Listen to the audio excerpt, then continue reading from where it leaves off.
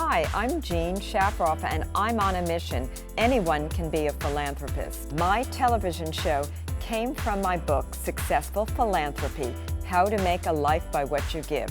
Won't you join me?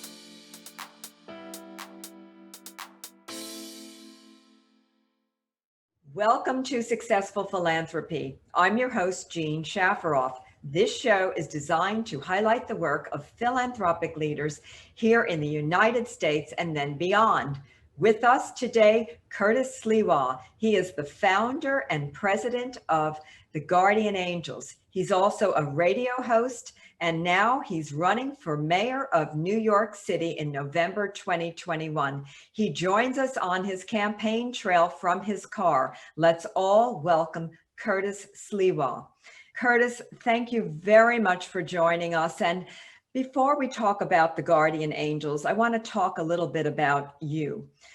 You have decided to run for mayor of New York City. Tell me a little bit about why, and what do you think you can do for our city? Well, I was the last candidate to announce just days ago because I wanted to see what all the other candidates, Democrat, Republican, and Independent, were talking about. And absolutely none of them were talking about supporting the police, getting the city back on track, reducing crime in the streets and subways. All they kept saying is they wanted to defund the police, take more money away from the police. And I said, that's crazy. So I am running on a campaign to refund the $1 billion that de Blasio and the city council took away from the police budget and restore all the specialized units that they disbanded, that has caused this horrific rise in shootings, in gang violence, in the crimes you read about and see every day on television, in the subways, in the streets, so that if we can restore public safety, a quality of life, people will want to stay in New York, people will want to come and work in New York, and we can once again return to the greatness and grandeur that New York City always was. Right now, we've slid into the abyss. And it's because there's one man single-handedly, Mayor Bill de Blasio, who has taken a wrecking ball to our city. He's got to go. Unfortunately, the many Democrats who would like to take his place are as bad, if not worse. So I've decided to step up and use the 42 years of credibility I built in the streets of New York City to say we're going to save our city by first refunding the police and taking back the streets and the subways from the criminals. Curtis, if you become mayor, besides fighting crime in our city, what are the other issues that you want to tackle? Well, first and foremost, there are so many emotionally disturbed persons roaming about in the streets, the parks, and the subways, and they're living there. And they need to be put into mental health care facilities where they can receive their proper medication on a daily and weekly basis. That's not happening. Governor Cuomo has closed many of the psychiatric facilities, state-run. Likewise, the mayor, Bill de Blasio, has closed municipal psychiatric facilities. So these men and women who are mentally impaired have nowhere to go. They're a threat to themselves, a threat to the other homeless that they live amongst, and a threat to the general population. So they have to be removed. This is not about their right to be able to stay in a street or stay in a subway. Nobody has the right to live in a subway, live in a park, or flop down on the sidewalk. That is ridiculous. The problem we have is there's a federal judicial order that says that New York City must provide shelter for anyone who needs it. So technically, you could take a New Jersey Transit bus from Bayonne, New Jersey, come to the Port Authority and declare yourself to be indigent without any means of support or any means of providing your own shelter. And the city, by federal court mandate, must provide you with shelter. That doesn't happen in other cities, only New York. So imagine if you were down and out, where do you want to come? New York City.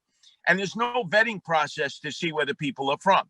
So when dealing with the homeless issues, well, you got to first say, why are we opening all these shelters and yet we continue to have more and more homeless people sleeping in the streets, sleeping in the subways, and disrupting the quality of life? It's not good for them. It's not good for anyone else.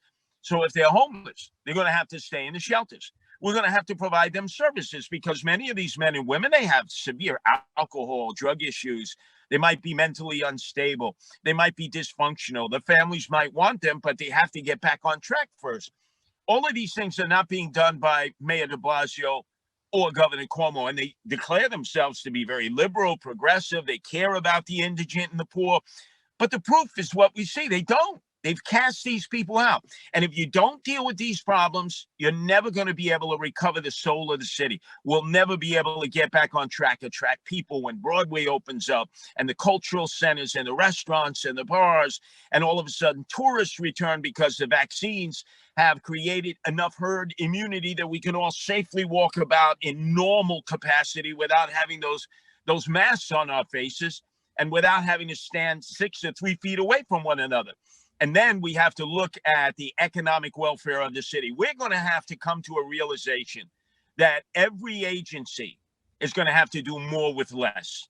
We don't have the right to print money like the federal government raises the debt ceiling, raises the deficit ceiling. I wish I could do that with my own personal finances. And I'm sure there are people out there who think similarly as I do. But you can't do that. You have to have a balanced budget.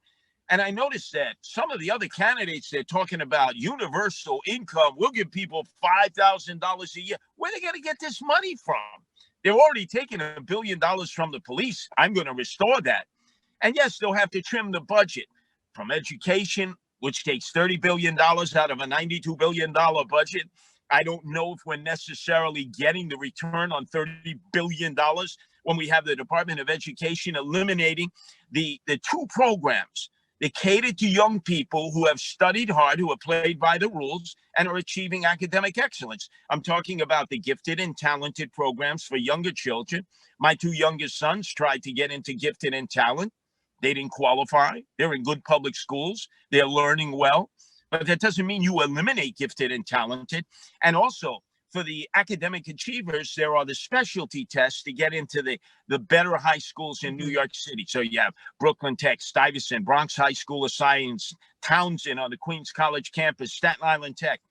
And so a lot of Asians who are doing extraordinarily well because they're studying, they're playing by the rules, they're getting tutoring after school, they're being handicapped by the Department of Education that's basically saying you're doing too well, Asian students. We're going to have to put a cap on the number of Asians that we can accept into these special elite high schools. And that's not fair. That's not the American way. So we're going to make sure we maintain those standards. We're going to encourage more charter schools because there's already a waiting list, a lottery system for parents, mostly people of color who desperately want a better education for their children. And actually, we're going to help the parochial schools, whether they're Catholic, Lutheran, Jewish. We're going to provide them with vouchers and tuition tax credits because if you notice, they've been the ones that have been open in the pandemic. 5 days a week of school, in-school training. They have disproved the notion of the public school system that if you have in-school training, all of a sudden coronavirus is going to spread like wildfire to the adult teachers and to the children. And most importantly, vocational training centers and schools, because there are so many young men and women who could be taught skills that they can negotiate once they graduate as they become plumbers, electricians, carpenters. Do you know that 1/3 of those who program computers for Google have only a high school education? They learn computer programming in these special professional technical schools that we pay for as taxpayers with Pell Grants, incredible amounts of money so a child can go.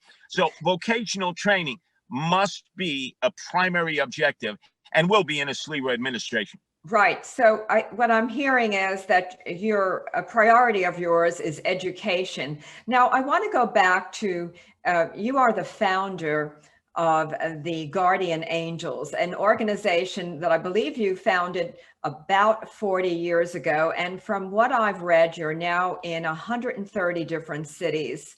And you're doing a lot of work to protect people. Give us a little information, please, about the Guardian Angels and exactly what you do. Do you have workers that you pay, or are they all volunteers? It's all volunteers. I'm a volunteer myself for 42 years. We just celebrated our 42nd anniversary of serving the people of New York City and patrolling streets and subways. But as you pointed out, we're in 13 countries, 130 cities, democracies, dictatorships, third world countries, first world countries. And there, everyone is a volunteer. We've trained them how to patrol their communities as guardian angels. They all do that voluntarily. in addition to whether they're working or going to school, dealing with their personal or professional circumstances. We have unarmed patrols that go into high crime areas. When things go awry, we will make citizens arrests. We will detain suspects until the police arrive. It's a right that citizens have in most countries around the world. And so we exercise that right, but it requires good training. So you have to have not only basic self-defense, training people in first aid and CPR, because for every one criminal situation we come across, there are 10 medical situations. People have to become knowledgeable about what the law permits a citizen to do, so you're not violating people's rights. And you have to set up situational training. You know, a domestic dispute you're asked to intervene on, a gang fight, a bar fight, people who are robbing, stealing, maiming, looting. All of these things require us to practice consistently so we can be very effective, as we have been for 42 years, and not be aggressively creating problems by violating other people's rights, by grabbing the wrong person, using excessive force. And the checks and balances for anyone out there who wants to know, well, first of all, especially in America, where there are 10 lawyers for every one citizen, they practice a martial art different than ours. It's called I sue. So if we cross that Maginot line, they will sue the Alliance of Guardian Angels, Inc., a 501c3 nonprofit. And most importantly, they'll come after me personally. So that's the checks and balance. We could be arrested if we violate someone's rights. We don't have the same rights as a trained professional police officer has, but we are an effective force, particularly in high crime areas, of dealing with gangs, drugs, and guns. Yes. Now, and if people want to donate to the Guardian Angels or they want to become volunteers with you, can you give our audience the website? Oh, sure.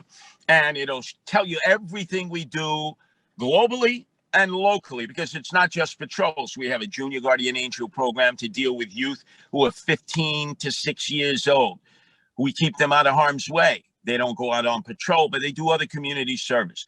We have the Guardian Angel Animal Protection Division, which actually rescues dogs and cats, some of whom are in our shelter systems and scheduled for euthanasia within 72 hours. I can tell you this much: when I become mayor, that's going to stop. We're going to have no-kill shelters. But we rescue the dogs and cats now because they are subject to being euthanized. And then we have a whole host of other programs in terms of caring for the elderly, the indigent, the poor, the impoverished. And you just go to guardianangels.org. That's guardianangels.org. You can see what we're doing globally and what we're doing locally here in the city of New York for the past 42 years. Yes, and I think your work is really very noble and has to be praised. But I wonder, with all the crime that New York City has recently experienced, have you found that you have a reduced number of volunteers and that the work is more difficult, or what's happening exactly?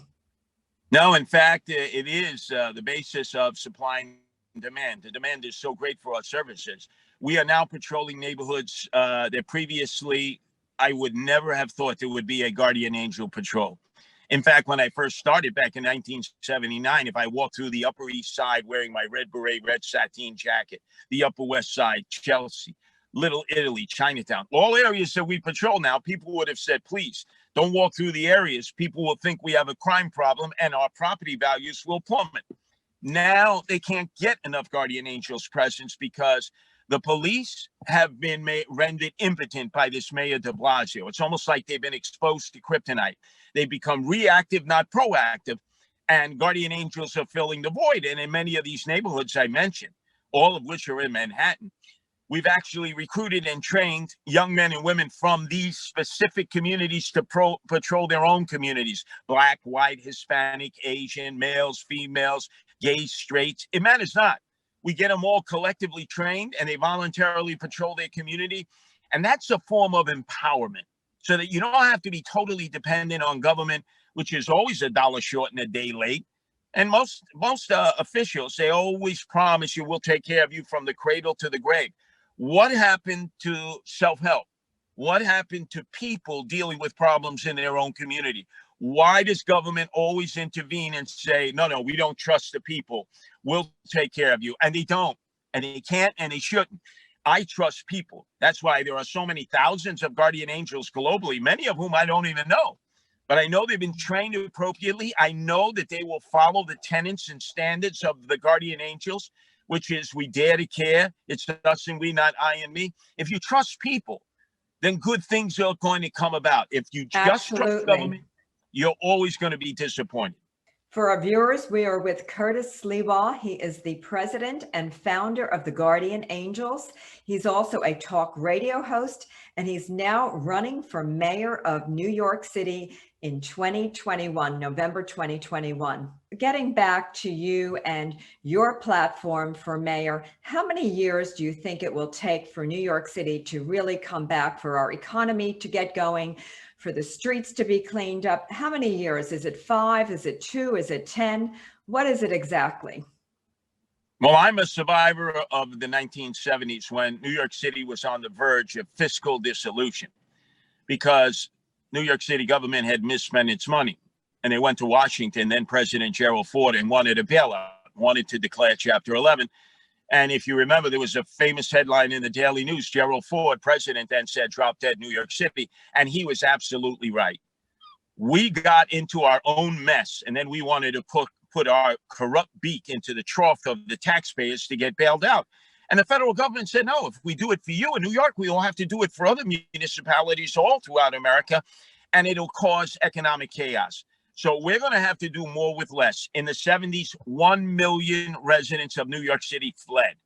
Now we saw just over the summer, 300,000, mostly Manhattan residents, mostly from the Upper West Side, Hell's Kitchen, Chelsea, and the Upper East Side fled. More are continuing to flee. And there's a very good chance they're not going to come back. My job as mayor is going to be a cheerleader, to try to encourage these people to at least come back and visit their family and friends, spend their money in New York City when we become the entertainment and cultural capital of the world again. But I'm not going to wish them harm like Mayor de Blasio has, who's told them, hey, leave, and hopefully the door doesn't hit you on your toches on your way out. And in fact, we have to be realistic that as we speak, people are already being encouraged to move to Florida and Tennessee and Georgia and North Carolina and South Carolina because it's cheaper. It's a better quality of life. The schools in many instances are better. And naturally, New York City does not appear like it's going to get back to where it needs to be, like it was with 20 years of Republican mayors, 8 years of Rudy Giuliani, and 12 years of Michael Bloomberg. So if you're leaving, and obviously you're taking capital with you, you're taking job skills. Companies will follow the workforce, and they are. We're seeing them flee to Miami and Austin and in Texas and other places. So if we don't straighten this situation right and get New York back on track and open the restaurants, open the bars, open the cultural and entertainment centers quickly and not wait as de Blasio and Cuomo have done, we're going to see that additional New Yorkers, corporations, entertainment, and cultural entities will flee. And there's a very good chance they're not coming back. And do you think the tourists will come back? Eventually, sure, the tourists will come back because New York City has always been a mecca. You know, to see the Empire State Building, to go and see the Statue of Liberty, to see the 9/11 site, the site of the attack where the World Trade Center used to be. All of these places are still going to exist. The question is, though, we cannot exist simply by the amount of money that's generated in the hospitality industry by tourists pouring into New York City.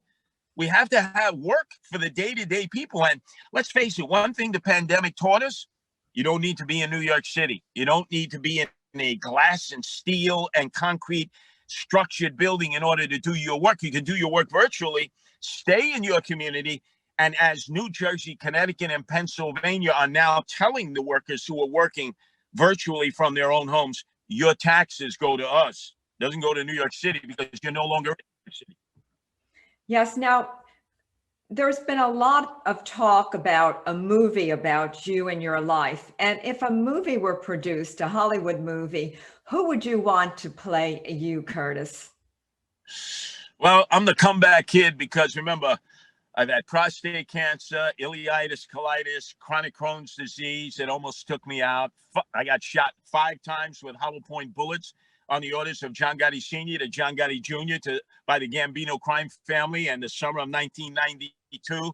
So I've taken a licking and comeback ticking. So I'm trying to figure out who should be the comeback guy in Hollywood. How about Pee Wee Herman playing Curtis Sliwa, styling and profiling his beret and his red sateen jacket? I mean, it could be any number of people. The story needs to be told. There's a documentary out there called Vigilante. If people ever want to find it and see it, it'll show you what it was like, the startup of the Guardian Angel, which was a baptism in fire. And there used to be a television movie called We're Fighting Back, which was on CBS many years ago, back in the 80s. But you're right. A full-length picture is needed now so that people can understand you don't have to wait for government. You can actually, through self-improvement, organize people just like yourselves to make a difference in your community, your country, and in our world. Yes, and if you had to give some advice to our viewers about living in New York City, what 3 things would you suggest?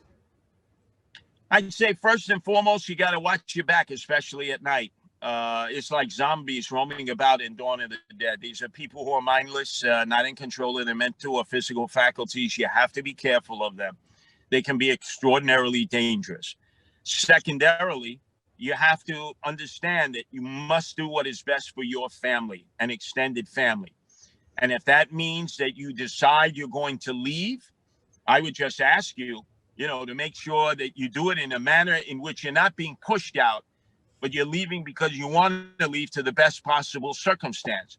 And then in the third area, we have to preach a concept of us and we. Too many of us are into this I and me thing. We do things by myself, for only my family. We have to start thinking more of community. That's something I've always done with the Guardian Angels in 42 years. And it's something I know that I can bring people together around as the next mayor of the city of New York when we get rid of this dope from Park Slope, Bill de Blasio. So if anybody wants to help me in that venture, just go to CurtisSliwa4Mayor.com.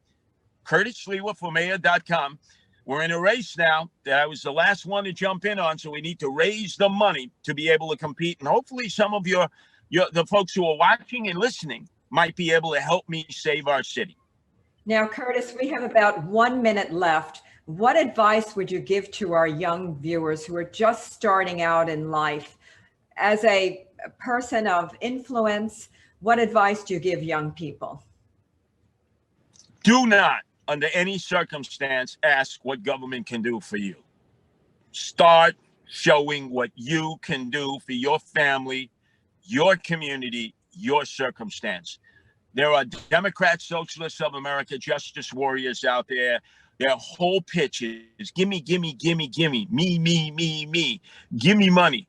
Whatever happened to being idealistic, having initiative, wanting to improve yourself so that your family benefits, so that your community benefits? That's the American way. Look, I've proven that. So many other Guardian Angels of all different backgrounds have proven that. This new generation that's come about, the Generation Z, after the hipsters and millennials, they can do it too. They just have to have faith in themselves. I have faith in them that there'll be a better generation than my generation, the baby boomers. But they have to start showing faith in themselves and not just doing it technologically, as they're sexting and texting their life away. You got to start getting serious because they can resolve a lot of the problems locally and eventually globally through self-help. Thank you very much for joining us, Curtis. Today with us, Curtis Sliwa. He's president and founder of Guardian Angels, talk radio host, and also candidate for mayor in November 2021. I'm Jean Shafiroff, your host. I'll see you next week.